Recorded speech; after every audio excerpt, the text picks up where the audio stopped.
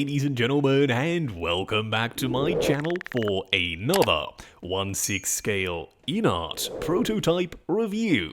Now today we are taking a look at none other than the sculpted hair standard version of the Joker.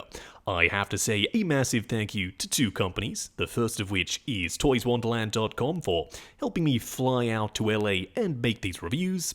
The second is INART themselves for reaching out to me personally and saying, Justin, we've got these prototypes on hand in LA, do you want to make these videos? And of course I said, hell yes I do.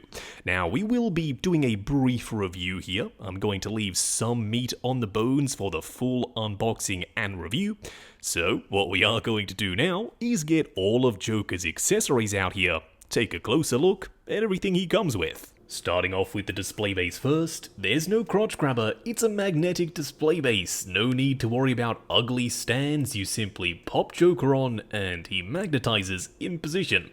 Around the front it says The Dark Knight Joker in purple. Then on the back, a Dark Knight logo that kind of looks like it's cracked into the surface. You do of course get Joker's signature grenades, they're all metal, the rings are metal too, he's got the string, and you guessed it, a metal ring up top. INART did tease the weapons in one of their early teaser videos. They showed that they're real metal. Yes, this is real metal. It's got the spring-loaded mechanism, you can remove the magazine, and the teeny tiny bullets are metal as well. You've got a ton of printed on detail, plus up top it even says Smith & Wesson. You can fold in the stock or unfold it. It's entirely up to you. His Glock is also metal. Up top you can slide the slide, it's spring-loaded, the magazine is removable, and I sound like a broken record. It's metal. You also get two more smaller accessories, one in the form of the handcuffs. Yes, they open and they're also metal. Plus the little switchblade that can come out. This one isn't metal, it's made of plastic. In this little baggie there are a bunch of Joker cards, all with individual prints. I'm not going to take them out because there are quite a few of them. When you get yours, I'm pretty sure you'll see them all. They do give you multiple stacks of money, get quite a few of them, they're all printed, they're $100 bills. Of course they are. These might be the coolest swap out pieces here though, they're the seamless forearms. Now a lot of people were worried saying, oh no, there's no wrist pegs, there's no articulation. Well, we'll discuss how that works later on, but for the most part I really like these. There's a ton of wrinkling, there's vein work, and the paint is immaculate. Although they are quite dirty and grimy, so maybe I picked the wrong word there, but as I said, I really like them. And lastly, you get a full array of purple gloved hands. There's some wrinkling and leather texture on the surface, as well as some shading in the crevices. What we are going to do now though, is get Joker himself out here. Standing straight up and down in the light box, no crazy poses or accessories or anything like that. So far so good, I really like him. Is he perfect? I don't know, we're gonna find out, but for now, the body has really strong proportions, he's not overly bulky, perfect frame for Joker. The body is a custom body for this specific figure, and that's probably why. The outfit is very nicely tailored, I dig the material choices, plus the head sculpt, even from a distance with the sculpted hair, is kinda doing it for me. That's Joker. Up close and personal, kicking things off with the head sculpt first. Spoiler alert, it's really good. The likeness to Heath is there from pretty much every angle. I love the expression with the subtle furrowed brow, he looks like he's up to no good. And the skin texture is super HD, even through the makeup. The hair is a nice shape, it looks accurate to the movie. I do like that you can see a little bit of light passing through its multiple separate rubbery strands that come together. Now, around the back, if you're wondering, oh, he's got moving eyes, how does it work? Well, you remove this magnetic plate, there's one little joystick, and when you move that joystick, his eyes will move around together. Kind of like Hot Toys purrs from back in the day, you can simply pose them wherever you want them to be.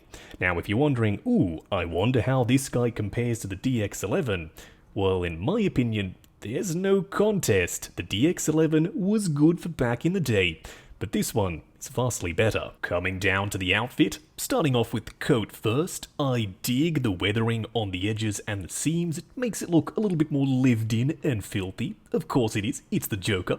He's got these kind of broad square shoulders, just like in the movie, and the lapels are held on with magnets so they won't be flying away and looking all kinds of ugly like the Hot Toys one. Down below you do have wires in the bottom of the jacket. They're subtle, but they're definitely there. On the inside you've got a spot for the grenades. You also have the grey suit jacket, then the green vest, also nice and filthy. There's dirt and grime all over, plus the missing button is accurate. Go ahead and check your Hot Toys one, it's missing there too. He does have a real fabric tie, and of course his shirt. Don't forget, on yours, tuck the collar of the shirt into the vest. Thank me later. You also have the super shiny orange lining on the jacket and the suit jacket. Overall, yeah, I love the way this hugs and fits the body, and the materials feel really good. They do have this kind of soft suede-like purple fabric. It's quite lightweight and very thin. I don't want to make it sound like that thinness is a bad thing. It isn't, it's actually a positive. It means in 1/6 scale, it drapes a lot more naturally as compared to the Hot Toys one. We all know that DX11 jacket was big and poofy and cumbersome, the texture was off. Some people even call it a bathrobe. Now, in order to switch out the hands, you may be wondering, ooh, how do the magnets work? As you can see, they're really secure.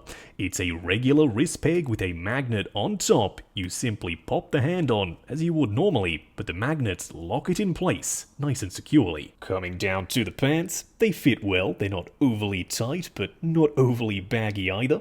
There's some subtle weathering on the surface. It's not overdone, it's not in your face, but it's definitely there. You do have a real metal chain. Then down below, some proper fabric socks, and the shoes are fully sculpted. You may be wondering, oh no, why didn't they go with fabric like DX11? Well, I always thought those shoes looked a little bit doll-like. I think these look way better. There's a ton of texture, I like the wrinkling, the laces are sculpted. There's even a teeny tiny logo around the back. That's not something I ever noticed, but yeah, next level attention to detail. On the underside, the soles are nice and smooth. For a quick side-by-side comparison, here we have Hot Toys DX19 and INART's Sculpted Hair Joker. This works. Joker isn't too short, Batman's not too tall, even though he was recently upscaled by Hot Toys onto a larger body.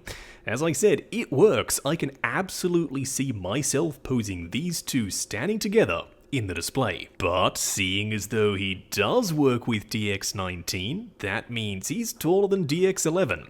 Now, my DX11 is wearing a custom coat, but even that doesn't save him. His proportions are very doll-like. It's quite a retro figure by nowadays standards. He does have that stoop, that kind of hunch forward, but INART quite clearly does it better. Going over articulation, do bear in mind, this is a prototype, so I've got to be a little bit more careful. I'm sure when you get your version in hand, you can push the joints slightly further than I am willing to go. Starting off with the head sculpt, it's on a fixed neck with a ball joint at the bottom. Looking forward and back, swivel and pivot side to side. The arms do go out to there, going forward and back, butterfly joint at the shoulder that also hinges up and down. Swivel at the bicep, double bend at the elbow going past 90, then a hinge and swivel for the wrist peg. The torso does crunch forward and back, swivel and pivot. The legs will go forward to there, going out to there, swivel at the upper thigh, ratcheted double bend at the knee going way past 90. Then lastly, a double ball peg down here for the ankle. Wrapping up on the INART 1/6 scale Sculpted Hair Joker from The Dark Knight. Now, don't forget, this is a prototype review, so I can't go super in-depth on my thoughts just yet. I want to save a little bit of meat on the bone for the full unboxing and review, which will eventually come out, I'm sure, when this guy officially releases. For now, though, just based on the prototype, I'm really happy. The skin texture and paint applications and moving eyes and the hair on the head sculpt, ton of checks from me. I also love the outfit, the material choices and the weathering. Plus the magnets in the lapels. It's the small details that count, and INART have got them in spades. Then when it comes to the body, way more articulated than I was expecting with the double bend and the ratchet joints. No problem when it comes to posing. Plus, the array of accessories with the real metal pieces. Yeah, you should be really excited if you have this guy coming. But that's it, I'll leave it at that. A lot more coming soon in the full review. For now, I want to say a huge thank you to INART for letting me film this prototype. It's not often that a company will actually let you do that, but they've clearly got confidence in their work, and I don't blame them. As I've said a bunch of times, this Joker is really good. I have popped the link to Queen Studios' website in the description down below.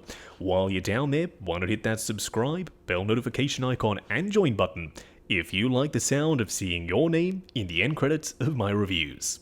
Like, comment, and subscribe, and we'll catch you in the next video.